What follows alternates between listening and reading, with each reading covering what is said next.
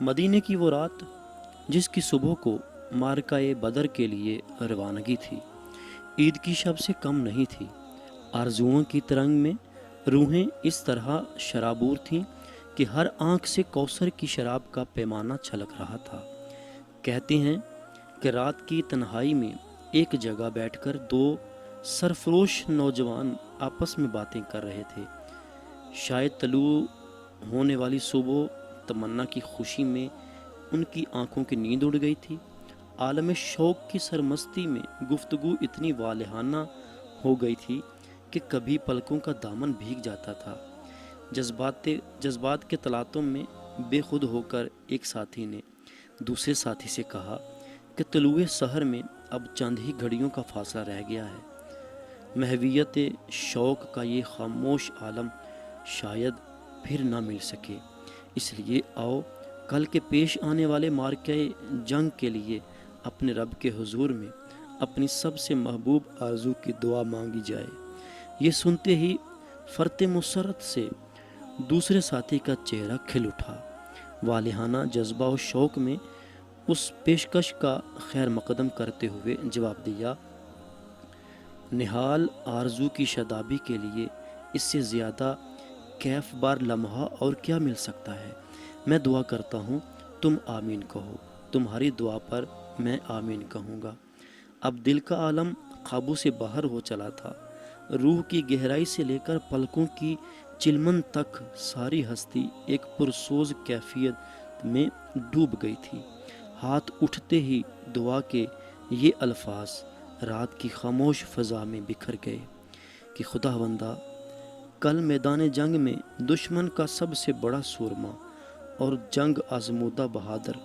میرے مقابلے پر آئے، میں اس پر شیر کی طرح ٹوٹ پڑوں،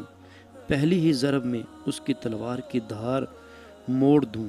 اس کے نیزے کے ٹکڑے اڑا دوں اور اپنی نوک کے شمشیر اس کے سینے میں پیوست کر کے اسے زمین پر تڑپتا ہوا دیکھوں۔ ٹھیک اس وقت جب وہ شدت کرب سے چیخ رہا ہو، میں اس کے قریب جا کر آواز دوں کہ تیرے کفر کا غرور ٹوٹ گیا، جس غیبی قدرتوں کا تو نے مذاق اڑایا تھا، دیکھ آج اس نے بادلوں کے اوٹ سے اپنے جلال و جبروت کا لشکر اتار دیا ہے۔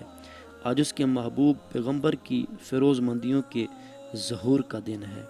پھر اس کا سر قلم کر کے ہمیشہ کے لیے ذلتوں کی خاک پر روندے جانے کے لیے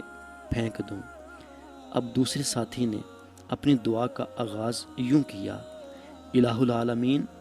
میری آرزو یہ ہے کہ کل کے پیش آنے والے مارکہ جنگ میں میرا مقابلہ دشمن کے کسی جیوٹ اور دلیر سپاہی سے ہو۔ وہ طرح طرح کے ہتھیاروں سے لیس ہو کر میرے مقابلے پر آئے، شوق شہادت میں مدہوش ہو کر میں اس کی طرف بڑھوں اور وہ میرے اوپر حملہ کرے، میں اس کے اوپر وار کروں، لڑتے لڑتے میں گھائل ہو جاؤں، میرا سارا جسم زخموں سے چور چور ہو جائے، اسلام کا عشق میری رگوں سے خون کی طرح خون کے ایک ایک بوند کا خراج وصول کر لے، یہاں تک کہ میں بے تاب ہو کر زمین پر گر پڑوں، دشمن میرے سینے پر سوار ہو کر میرا سر قلم کر لے، میری ناک کاٹ دی جائے، میری آنکھ نکال لے، میرے چہرے کی حیت بگاڑ دے، میرے جسم کے ٹکڑے ٹکڑے کر ڈالے، اس کے بعد میں اس حال میں تیرے سامنے پیش کیا جاؤں کہ میری ناک کٹی ہوئی ہو، آنکھیں نکال لی گئی ہوں، کان جدا کر دیے گئے ہوں، زخموں کے نشانات سے چہرے کی حیت بگاڑ دی گئی ہو، پھر سر سے پاؤں تک خون میں نہائے ہوئے اپنے ایک مسکین بندے کو اس حال میں دیکھ کر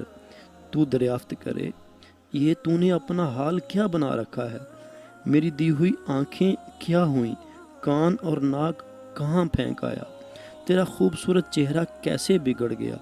پھر میں جواب عرض کروں، رب العزت،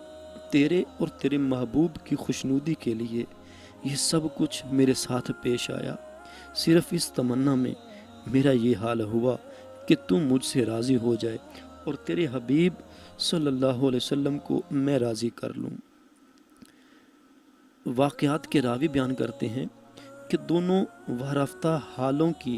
یہ پرسوز دعائیں बारगाह रब्बुल इज़्ज़त में कबूल हुई। दूसरे दिन मैदान जंग में दोनों के साथ वैसा ही हालात पेश आए जो अपने रब के हुजूर में उन्होंने दुआ मांगी थी। कहने की बात ये कि दुश्मन पर फतह पाने के लिए दुआ तो सभी मांगते हैं, लेकिन अपनी हस्ती को दुश्मन के हवाले कर देने की दुआ एक दम निराली है। ऐसी आरज़ू उसके सीने में मचल सकती है जिसने शहीदों की ज़िंदगी का उरूज माथे की आंखों से देख लिया हो और जिसकी निगाह में मदनी महबूब का एक जान नवाज तबस्सुम सारी मताए ज़िंदगी पर हावी हो गया हो।